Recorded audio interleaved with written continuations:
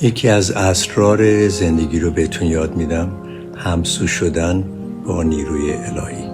اونی که بهش میگی الله یه نیروی مادون اتم ها و این نیرو آگاهه، از آگاهی مطلق ساخته شده.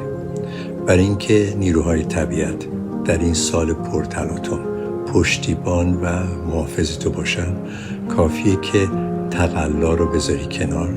منظورم این نیست که سست باشی، تنبل باشی، نه. فرض کن که بهترین راه برای اینکه طبیعت از تو از زندگیت حمایت بکنه اینی که با خود جریان روز حرکت کنی، نجنگی. ذهن انسان تصوراتی داره، تصورات شخصی داره و کنترلگرایی داره. انسان خاطر ترس و اضطرابش میخواد جریان روز رو طوری عوض بکنه که اعصاب خودش آرومتر بمونه. این اشتباهست. اعتماد بکن.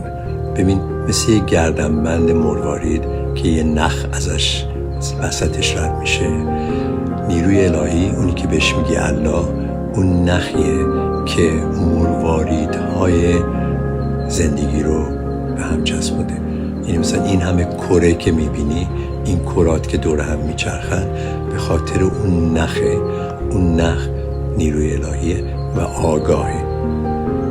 حالا این ذکر رو بگو، من آگاهم که تو آگاه منی.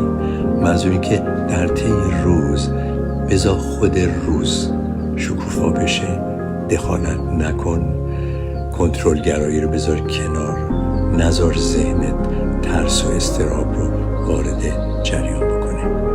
این یه تمرین یه روزه نیست. ببین اعتماد کردن به جریان روز، حتی اگر دیدی که مثلا اتفاق بدی برات افتاده، اعتماد بکن که یک هوشیاری هست در نیروی آفریننده و کافیه که تو اعتماد بکنی به خود عاقبت. بازم میگم این تنبلی نیست، افسردگی نیست، بی‌تفاوتی نیست. همسو شدن با نیروی الهی.